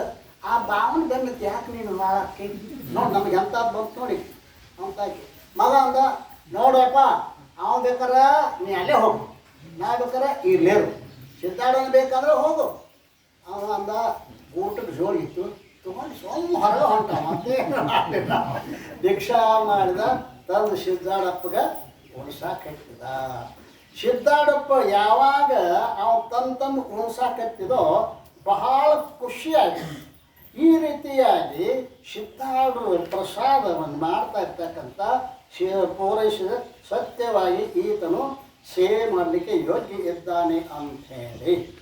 ಈಗ ಏನಂತಾರೆ, ಈಗ ಎಲ್ಲರೂ ಕೊಟ್ಟಿರ್ತಕ್ಕಂಥದ್ದನ್ನು ಗುರುಪಾದ ತಂದು ಕೊಟ್ಟಿರ್ತಕ್ಕಂಥದ್ದನ್ನು ಅವ ಭಿಕ್ಷಾ ಮಾಡಿ ತಂದು ಸಿದ್ದಾಡರು ಕೊಡ್ತಿದ್ದಲ್ಲ. ಈಗ ಊರಾಗಿನ ಜನ ವಿಚಾರ ಮಾಡು, ಏನಪ್ಪ ಈ ಮನೆ ಸಹಿತ ಬಿಟ್ಟ, ಹ್ಯಾಂಡ್ರ ಮಕ್ಕಳನ್ನ ಬಿಟ್ಟ, ಈ ಸಿದ್ದಾಡ ಬಣ್ಣ ತಂಬಕ್ಕೆ ಏನೋ ಐತಿ ಅಂಥೇಳಿ ಒಬ್ಬೊಬ್ಬರೇ ಏನು ಮಾಡಾಕತ್ತಿರು, ಸಿದ್ದಾಡಂತಕ್ಕೆ ಬರ್ಲಾಕ್ ಚಾಲು ಮಾಡಿದ್ರು ಅಲ್ರಿ.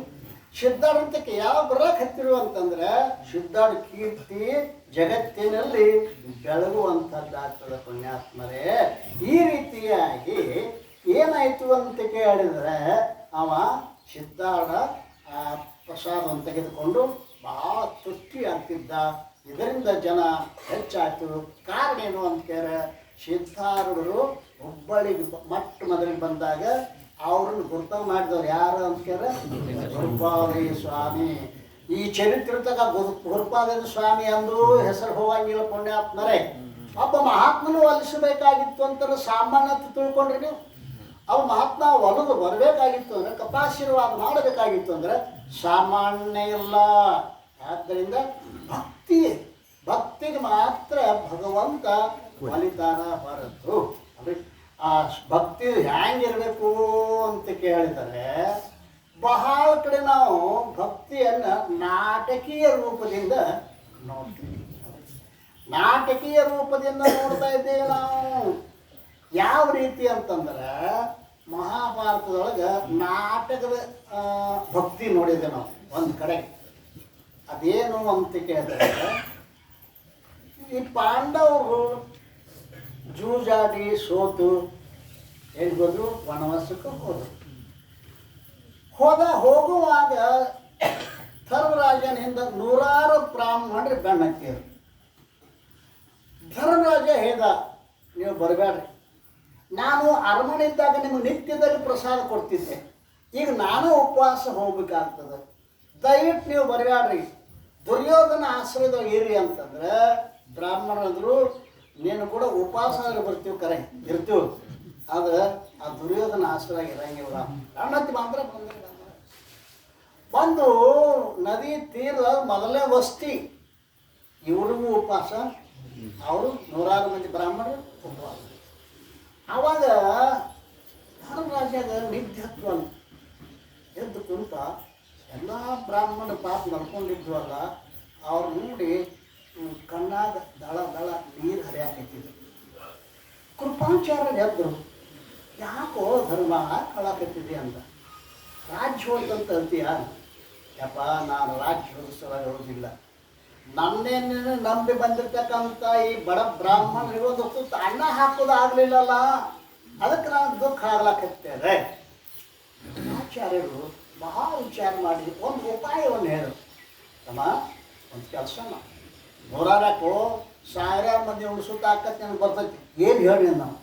ಏನಿಲ್ಲರ ಸೂರ್ಯೋಪಾಸನೆ ಅನ್ನವ. ಆ ಸೂರ್ಯ ಅಕ್ಷಯ ಪಾತ್ರೆಯನ್ನು ಕೊಡ್ತಾನೆ. ಆ ಅಕ್ಷಯ ಪಾತ್ರೆಯೊಳಗೆ ಬೇಕಾದಷ್ಟು ಅನ್ನ.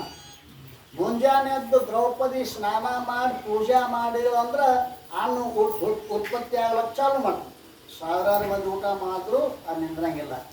ಆದರೆ ನೀನು ಹೋಗಿ ಆ ಸೂರ್ಯೋಪಾಸನೆ ಮಾಡು ಅಂದಾಗ ಆಗಲೇ ನಿಂತ ಸೂರ್ಯ ಬಂದ, ಏನು ಬೇಕು 100 ಮಂದಿ ಉಪವಾಸ ಅದಾರೆ, ಏನಾದರೂ ವ್ಯವಸ್ಥೆ ಮಾಡಿ ಹಿಂಗೆ ಕೈ ಮಾಡಿ ಸೂರ್ಯ ಅಕ್ಷಯ ಪಾತ್ರೆ ಬಂತು ಕೊಟ್ಟ. ಇದರೊಳಗೆ ಮಹತ್ವ ಏನದಪ್ಪ ಅಂತಂದ್ರೆ ಮುಂಜಾನೆ ದ್ರೌಪದಿ ಸ್ನಾನ ಪೂಜೆ ಮಾಡಿದ್ರು ನಮಸ್ಕಾರ ಮಾಡಿದ್ರು ಅನ್ನ ಸಿಗ್ತದೆ 1000 ಮಂದಿ. ಆದರೆ ಯಾವಾಗ ದ್ರೌಪದಿ ಸಾಯಂಕಾಲ ಏನು ಊಟ ಮಾಡಿದ ಬಳಿಕ ಇದರೊಳಗೆ ಅನ್ನ ಸಿಗಂಗಿಲ್ಲ. ಆಗಲಿ ಅಂದವ ಅಂತೂ ಹಗಲು ಹೊತ್ತರ ಸಿಗುತ್ತಲ್ಲ, ರಾತ್ರಿ ಹೋಗಂತ. ಹಗಲು ಹೊತ್ತರ ಸಿಗ್ತೈತಲ್ಲ, ಆ ದ್ರೌಪದಿ ಎಲ್ಲ ಮುಗಿಸಿದ ಬಳಿಕ ಊಟ ಮಾಡ, ಆಮೇಲೆ ತದು ಖಲಾಸ್ ಅನ್ನ ಉತ್ಪತ್ತಿ ಆಗಂಗಿಲ್ಲ. ಇದು ಏನು ಚಾಲು ಆತ್ರಿ, ಏನು ಬ್ರಾಹ್ಮಣರು ಹಾಕಿರ್ತೀರಿ ಇಚ್ಛಿತ ಭೋಜನ. ಅವ್ರು ಏನು ಇಚ್ಛಾ ಮಾಡ್ತಾರೆ, ನಾವು ಹೋಗಿ ನಾವು ಕರ್ಸಿಕಾಯ ಮತ್ತೊಂದು ಅದು ಏನಂತಾರೆ ಅದು ಬರೋದು ಅಂದರೆ ಆಶ್ಚರ್ಯ. ಇಷ್ಟು ರುಚಿ ಇತ್ತು ರೀ ಅದು ಅಡಿಗೆ. ಅಕ್ಷಯ ಪಾತ್ರೆಯಿಂದ ಬಂದದ್ದು, ಭಗವಂತನಿಂದ ಬಂದದ್ದು. ಆ ರುಚಿಯನ್ನು ನೋಡಿ ಭಾಳ ಖುಷಿ ಪಟ್ಟ ಬ್ರಾಹ್ಮಣರು ದುರ್ಯೋಧನ ಹೋಗಿ ಹೇಳ್ತಾರೆ, ಏನಪ್ಪ ದುರ್ಯೋಧನ, ಏನವರ ಅನ್ನ ಎಂಥ ರುಚಿಯೋ, ನಿನ್ನ ರಾಜ್ಯದಾಗ ಇಂಥ ರುಚಿ ಅನ್ನನ ತಿಂದಿಲ್ಲ, ಅದು ಹೆಂಗೆ ಬಂತು ಅಂದವ. ಅದು ಹೆಂಗೆ ಬಂತು? ನಾವು ಮೋಸ ಮಾಡಿ ಅವ್ರನ್ನ ವನವಾಸಕ್ಕೆ ಕಳಿಸಿದ್ರು ಕೂಡ ಜನ ಅವ್ನು ಹೊಗಳಾಗ್ತಾರಲ್ಲ. ಹಿಂಗೆ ಅಕ್ಷಯ ಪಾತ್ರದ ಸಾವಿರಾರು ಮಂದಿ ಊಟ ಮಾಡಿಸ್ತದ. ಆದ್ದರಿಂದ ರಾತ್ರಿ ಮಾತ್ರ ಅದು ಅನ್ನ ಶಿವಂಗಿಲ್ಲ. ಅವಂದ ಇದಕ್ಕೂ ಏನಾರ ಮಾಡ್ಬೇಕಲ್ಲ, ದುರಾಲೋಚನೆ. ಮತ್ತೆ ಆ ದುಷ್ಟರಲ್ಲಿ ದುರಾಲೋಚನೆ ಇರ್ತದ. ಹ್ಯಾಂಗ್ ಮಾಡಿ ಇವ್ರಿಗೆ ಇನ್ನಷ್ಟು ಕಷ್ಟ ಕೊಡಬೇಕು ಅಂತ ವಿಚಾರ ಮಾಡ್ತಿರುವಾಗ ದುರ್ವಾಸ ಮಹರ್ಷಿಗಳು ಬಂದು, ಶಿಟ್ಟಿನ ಸ್ವಾಮಿ ದುರ್ವಾಸ ಏನು ನಮ್ಮೂರಾಗ ಯಾವ ಶಿಟ್ಟಿ ಹೇಳಿದ್ರೆ ಏನು ದುರ್ವಾಸ ಇದೆಯೋ ಅಂತಾರೆ. ಶಿಟ್ಟಿನ ಸ್ವಾಮಿ ಬಂದು ಕೂಡಲೇ ಕೈ ಮುಗಿದು ನೋಡ್ರಿ, ಇದು ಕೈ ಮುಗಿದು ಸಾಷ್ಟಾಂಗ ನಮಸ್ಕಾರ ಹಾಕಿ ಇಟ್ಗಳು ಕೈ ಮುಗಿದು ತಗೋತಂತೆ. ಇಟ್ಗಳು ಕೈ ಮುಗಿದ್ರೆ ಭೃತ್ಯಾಚಾರ್ಯ ಆಗಬಹುದೇ ಅಂತ ಬಸವಣ್ಣ ಕೈ ಮುಗಿದು ಅಪ್ಪ ಭಾರಿ ಲಕ್ಷ್ಮಿ ಬಂದಂಗಾತು, ಭಾಳ ಸಂತೋಷ. ಸಾಷ್ಟಾಂಗ ಹಾಕಿದ. ಮುಖಂ ಪದ್ಮದಲಾಕಾರ ವಾಣಿ ಚಂದನ ಶೀತಲ ಹೃದಯಂ ಕರ್ತರೈ ತುಲ್ಯಂ ತ್ರಿವಿಧಂ ಧೂರ್ತ ಲಕ್ಷಣ ಬರ್ದಾರ. ಭಾಳ ಇದೇಗ ಅರಳಿದ ಕಮಲದಂಗ ಮುಖ ಪದ್ಮದಲ್ಲ, ವಾಣಿ ಚಂದನ ಶೀತಲ. ಏನು ಮಾತಾಡಕತ್ತಂದ್ರೆ ಹೊಟ್ಟೆಗಿನ ಹಾಳು ಕರಬೇಕು. ಮತ್ತು ಡಾಕ್ಟ್ರ ಅಂಗಡಿ ಬಂದ್ ಮಾಡ್ಬೇಕು. ಹಿಂಗೆ ಭಾಳ ಚಂದ ಹಂಗೆ ಮಾತಾಡೋದು. ಅದು ಮೊಳ್ಳಾತ್ರಿ, ಸಾಧುಗಳಿಗೆ ಬುದ್ಧಿರಂಗಿಲ್ಲ ಬೇಡ, ಅದು ಮೊಳ್ಳಾತು. ಏನಪ್ಪ ದುರ್ಯೋಧನ, ನೀ ರಾಜ ಆಗಿ ಹಿಂಗೆಲ್ಲ ಮಾಡಕತ್ತಿದೆಯಲ್ಲೋ, ನಮ್ದೊಂದು ವಿಚಾರ ಅದ. ಏನು ಹೇಳಿ, 4 ತಿಂಗಳು ನಿನ್ನ ಅರಮನೆಯೊಳಗೆ ಚಾತುರ್ಮಾಸ ಮಾಡಿ. ಯಪ್ಪ ಯಾರು ಮಾಡ್ತಾರೆ ಈ ರಾಜ್ಯನಿಂದದ ಒಳಗೆ ಮಾಡ್ತಾನೆ ಅಂದ. ಏನು 4 ತಿಂಗಳ ತನಕ ತಾನೇ ಓಡಾಡಿ ಎಲ್ಲ ಸೇವೆ ಮಾಡಿದ. ಏನಾಯ್ತು, 4 ತಿಂಗಳ ಆದ ಬಳಿಕ ಆವಾಗ ಏನಪ್ಪ ದುರ್ಯೋಧನ, ನೀ ರಾಜ್ಯ ಆಗಿ ನಾನು ಸೇವೆ ಮಾಡಿದಂತ ಬಳಿಕ ನೀನು ಏನು ಇಚ್ಛಾ ತನಕ ಕೇಳ ಕೊಡ್ತಾನ. ನಾನು ಕೇಳಿದ್ದು ಕೊಡ್ತೀರಾ? ನೀ ಕೇಳ ಬೇಕಾದ ಕೇಳ ಕೊಡ್ತಾನ. ನಾವು ತೆಗೆದು ನೋಡ್ರಿ ಮರಿ ಕತ್ತರಿ. ನಾ ಕೇಳಿ ಕೊಡ್ತೀರಿ? ಅವಶ್ಯ. ನೀವು ರಾತ್ರಿ 12 ಗಂಟೆಗೆ ಆ ಕಣ್ಣು ಶಿನಾಗಿರಲ್ಲ, ರಾತ್ರಿ 12 ಗಂಟೆಗೆ ಆ ಪಾಂಡುರಂತಕ್ಕೆ ಹೋಗಿ ಏನು 10,000 ಮಂದಿಗೆ ಪ್ರಸಾದ ಕೊಡಂತ ಕೇಳಬೇಕು. ಕೊಟ್ಟರು ಆಶೀರ್ವಾದ ಮಾಡಿ, ಕೊಡಲಿಲ್ಲ ಶಾಪ್ ಕೊಡ್ಬೇಕು ಅಂದ. ಅವಂದ ಹಿಂಸದ ಫೋನು ನಮ್ಮ ಹಂತಗಳು ನೀನು ಪಾಪದ ಅನ್ನ 4 ತಿಂಗಳು ತಿನ್ನಲು ಆ ಭಕ್ತರ ಮನೆಗೆ ಹೋಗ್ಬೇಕಾಗ್ತದೋ ನಾವು ಅಂತೇಳಿ ಆತಪ್ಪ ಹೋಗ್ತಾನ. ಮತ್ತು ಮಾತು ಕೊಟ್ಟಿಲ್ಲ ಅಂದ ಬಳಕ ಹೋಗ್ತಾನ ಅಂತ ಹೇಳಿ ಹೋಗಿ ರಾತ್ರಿ ಎಲ್ಲ ಪಾಂಡವರು ಮಕ್ಕೊಂಡ್ಯಾರ, ಬ್ರಾಹ್ಮಣ ಮಕ್ಕೊಂಡಾರ, ದೀಪ ಗಸ್ತಿ ಕಾಯಕ ಹೋಗಿ 10,000 ಮಂದಿ ತಕೊಂಡು ದುರ್ವಾಸ ಮಾಡಿಸಿ ಭಿಕ್ಷಾಂದೇಹಿ ಅಂದವ. ಯಾವ ಸಾಧು ಅಂದವ, ನಾವು ದುರ್ವಾಸ ಮಾಡಿಸಿದವು 10,000 ಮಂದಿ ಹಸಿದ್ವಿ, ಹೊಸಕ್ಕೆ ಬಂದ್ವಿ. ಏನು ಕಡಿಲಿಕ್ಕೆ ಹೊಡಿಲಿ ಅಂದ ಹೋಗ್ತೇವೆ ನಾವು. ರಾತ್ರಿ ಹಗಲು ಗೊತ್ತಾಗತ್ತಿಲ್ಲ, ಮಳ ಕೂಡ್ಲ ಬಿಟ್ಟೇವಿ, ಗಡ್ಡೆ ಬಿಟ್ಟೇವಿ, ಗೊತ್ತಾಗತ್ತೇವ ನಾವು. ಅವಂದ ಇದನ್ನು ಕೇಳಿ ಧರ್ಮರಾಜ ಯಾರು ಭಿಮಾನ ಅವ ಗುರುವಾರ ಸ್ವಲ್ಪ 10,000 ಮಂದಿ ಅಂತ ಊಟ ಕೊಟ್ಟೇನೆ. ಈಗ ಅವಂದ ನಾವು ಗೃಹಸ್ಥರು ಭೀಮಾ, ನಾವು ಗೃಹಸ್ಥರಿದ್ದೀವಿ. ಯಾವಾಗ ಬರಲಿ ಅತಿಥಿಗಳು ಅವ್ರು ಸೇವೆ ಮಾಡೋದು ನಮ್ಮ ಕರ್ತವ್ಯ. ನೀವು ಕೊಡಪ್ಪ ಅನ್ನವ 10,000 ಮಂದಿ ಕೊಡು, ಹೆಂಗೆ ಕೊಡ್ತೇವೆ ನಾವು. ಅವ ಹೋಗಿ ನಮಸ್ಕಾರ ಮಾಡಿದ ದುರ್ವಾಸ ಮಹರ್ಷಿಗಳಿಗೆ. ಏನಪ್ಪ 10,000 ಮಂದಿ ಇದ್ದಾರೆ, ಅಡ್ಡಿಲ್ಲ, ನೀವು ಸ್ನಾನ ಮಾಡ್ಕೊಂಡು ಬರ್ರಿ ಅಂದ. ವಾಯು ಸ್ನಾನಕ್ಕೆ ಹೋಗಿ ದ್ರೌಪದಿ ಕೈ ಮುಗಿದ್ರಿ. ದ್ರೌಪದಿ ನನ್ನ ಮಾನ ಮರ್ಯಾದೆ ನಿನ್ನ ಕೈಯಾಗದೆ. ಗ್ರಹಿಣಿ ಗ್ರಹ ಮುಚ್ಚತೆ ಅಂತ ಗೊತ್ತಲ್ರಿ. ಗ್ರಹಿಣಿ ಇದ್ರ ಗ್ರಹ ಬೇಕು ಹಿಡ್ಕ ಮೊಸುತ್ತೀರನ್ರಿ ಆತರ 12ನೇ ಭಾರ ಅವ್ರ ತೆಲಿ ಮ್ಯಾಗದ. ಏನು ಸುಮ್ಮ ತಂದು ಯಾವ ಒಟ್ಟ ನೀ ಕೆಲಸ ಹೋಗಿ ಇಲ್ಲ. ಅಣ್ಣಾರು ಬಂದಾಗ ಚಹಾ ಮಾಡ್ತಾನ ಇವ, ಚಹಾ ಪುಡಿ ಅಣ್ಣಾರ ಬರ್ತೀಪ್ಪ.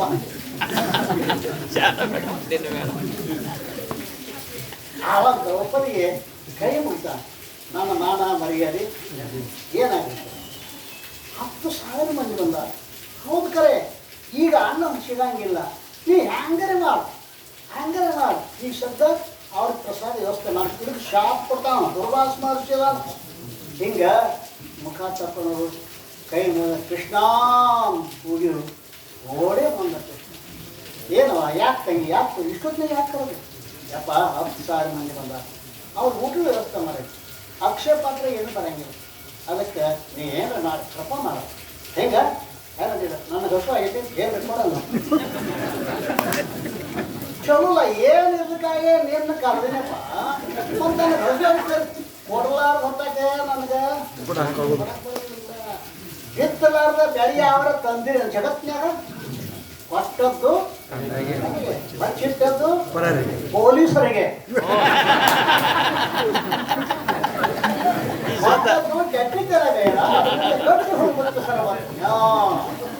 ಆವಾಗ ಕೃಷ್ಣಂದ ಇನ್ನು ಏನಾರು ಕೊಡು ಹೊರತಾಗಿ ನನಗೆ ಕೊಡಕ್ಕೆ ಬರಂಗಿಲ್ಲ.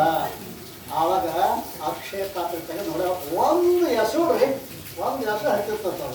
ಅದನ್ನ ತಂದ ಕೃಷ್ಣಾರ್ಪಣ ವಸ್ತು ಅಂತ ಕೊಟ್ಟಂತ ಅದನ್ನ ತಿಂದ ಧರಕಿ ಬಿಟ್ಟ.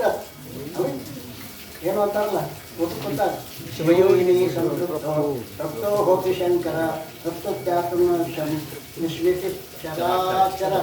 ಒಬ್ಬ ಶಿವಯೋಗಿ ತೃಪ್ತಿ ಆದಂದ್ರೆ ಶಂಕರ ತೃಪ್ತ ಇಡೀ ಚರಾಚರ. ದ್ರೌಪದಿ ಕರ್ಕೊಂಡು ಅವ್ರು ಊಟಕ್ಕಂದವ. ಇವೇನಿಲ್ಲ ಡರ್ಕಿ ಬಿಟ್ಟ ಆ 10,000 ಮಂದಿ ಉಳಿಯಾಡಕತ್ತಿದ್ದು ತಲೆ ತುಂಬಿದ ಹೋಗ್ತಾವ. ಹೋಗಿಲ್ಲ ಏನಿಲ್ಲ ಹೊಟ್ಟಿನ ತಿನ್ನತ್ತದು. ಈ ಮಂದ ಬರ್ರಿ ಅದು ಊಟಕ್ಕೆ ಏಯಪ್ಪ ಯಾಕೋ ಹೇಳಕ್ಕೆ ಬರೋದು ನಿಮ್ಮ ಹೊಡಿತನ ಅಂದವ ಗಲಾಟೆ ಹೊಡಿತು ನೋಡಂದವ. ಆವಾಗ ಅಲ್ಲಿ ಕೃಷ್ಣ ಬಂದಾನೆ ಬಂದ ಕಟ್ಟಿ ಅಂದ ಬಂದ್ರೆ ನೀವು ಭಕ್ತರಿದ್ದೀರಿಪ್ಪ ಬಂದು ಆ ಧರ್ಮರಾಜನಂತನ ನೀವು ಭಕ್ತರಿದ್ದೀರಿಪ್ಪ. ಕೃಷ್ಣ ಪರಮಾತ್ಮ ನಿಮ್ಗೆ ಯಾವಾಗಲೂ ರಕ್ಷಣೆ ಮಾಡ್ತಾ ಇದ್ದಾರೆ. ಆ ಪಾಪಿ ಅನ್ನ ತಿಂದ ನಿಮಗೆ ಪರೀಕ್ಷೆ ಮಾಡಬೇಕಾಗ್ತಮ್ಮ. ಆದ್ದರಿಂದ ದಯವಿಟ್ಟು ನೀವು ಆರಾಮಾಗಿರಿ. ನಾವು ನಿಮಗೆ ಯುದ್ಧ ನಿನಗೆ ಆಗಲಿಂತ ಆಶೀರ್ವಾದ ಮಾಡಿದ ಹೊರತು ಅವನಿಗೆ ಶಾಪ ಕೊಟ್ಟದ್ದು ಯಾರಿಗೆ ಮುಂದುವರಿಸಿದ್ದವ.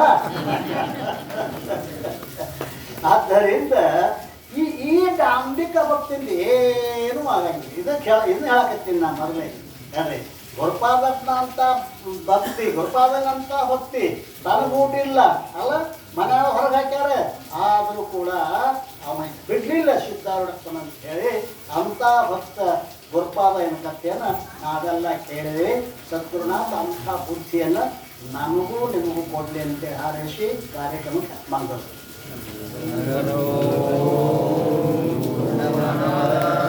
पूर्णमिदं पूर्णात् पूर्णमुदच्यते पूर्णस्य पूर्णमादाय पूर्णमेवावशिष्यते।